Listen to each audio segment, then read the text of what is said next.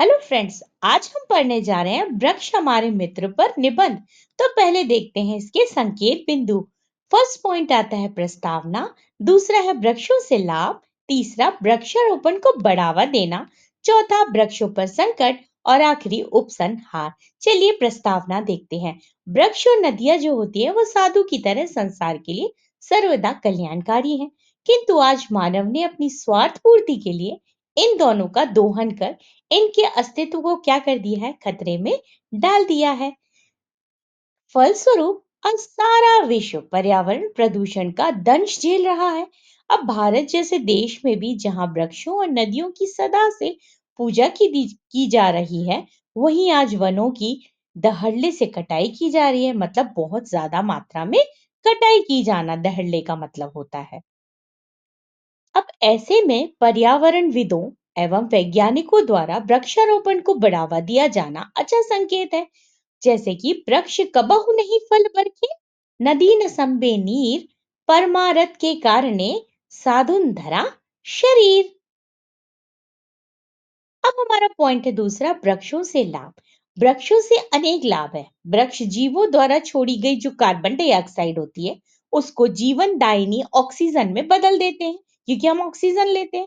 अब इनकी पत्तियां, छालों, जड़ों से विभिन्न प्रकार की औषधियां बनाई जाती हैं जो हमारे लिए बहुत उपयोगी होती हैं। अब वृक्ष जो होते हैं वो रसदार और स्वादिष्ट फल देते हैं। इनकी छाया में सभी जीव चैन की सांस लेते हैं। वृक्षों वाले क्षेत्रों में खूब वर्षा होती है। वृक्षों की कमी सूखे का कारण बनती है। वृक्षों से भवन निर्माण व फर्नीचर की लकड़ियां प्राप्त होती हैं। आपने देखा कितना कुछ बनता है लकड़ी से। अब वृक्ष जो है वो मिट्टी के क्षय को रोकने में भी सहायता होती है, मतलब मिट्टी को बचाता है बहने से। अब इस प्रकार मनुष्य सहित संपूर्ण जीव जगत वृक्षों का क्या है, ऋणी है। तो कवि रविंद्रनाथ टैगोर ने शब्दों में कहा है कि पृथ्वी द्वारा स्वर्ग से बोलने का तक प्रयास है ये वृक्ष। अब वृक्षों पर संकट। अब वृक्ष जो है वो पर्यावरण को प्रदूषण मुक्त रखने में सहायक है। बावजूद इसके मानव अपनी विविध प्रकार की आवश्यकताओं की पूर्ति के लिए वृक्षों की इस प्रकार बेरहमी से कटाई करता जा रहा है।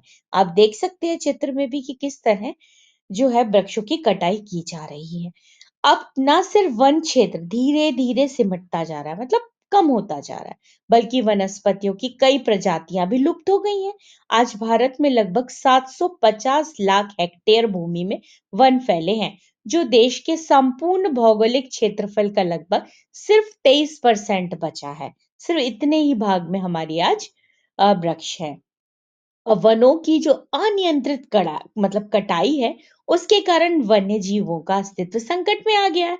जैसे बाघ है, तेंदुआ है, घड़ियाल है, आदि पशु जो हमारे जंगलों में घनी जंगलों वृक्षों के बीच में रहते थे, अब कटाई होने के कारण उनकी दिन पे दिन कमी होती जा रही है। अब वनों की कटाई के कारण जो देश में बंजर भूमि का क्षेत्र भी क्या होता जा रहा है, बढ़ता जा रहा है।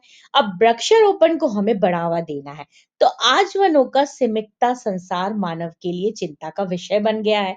हमें ध्यान रखना होगा कि यदि नई बस्तियां जो है वनों को काट कर ना बनाई जाए, बल्कि जो बंजर पड़ी जमीन है उस पर बसाई जाना चाहिए।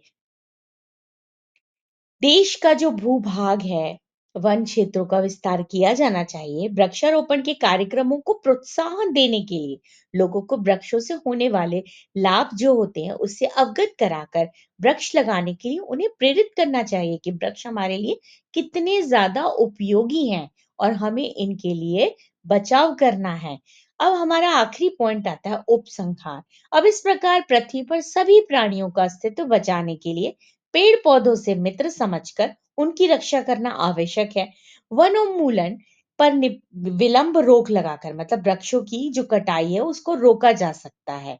सरकार के साथ साथ प्रत्येक नागरिक को ये संकल्प लेना चाहिए कि वह वृक्षों के साथ होने वाले अन्याय को किसी भी कीमत पर बर्दाश्त नहीं करे, क्योंकि वृक्ष क्या है, हमारे मित्र हैं। जैसे वो हमारे लिए कितना कुछ करते हैं, लकड़ी, फल, औषधि सब देते हैं। बस हमें भी उनकी रक्षा करनी है, उन्हें कटने से बचाना है। तो आपको ये निबंध कैसा लगा? अगर अच्छा लगा तो प्लीज लाइक करें।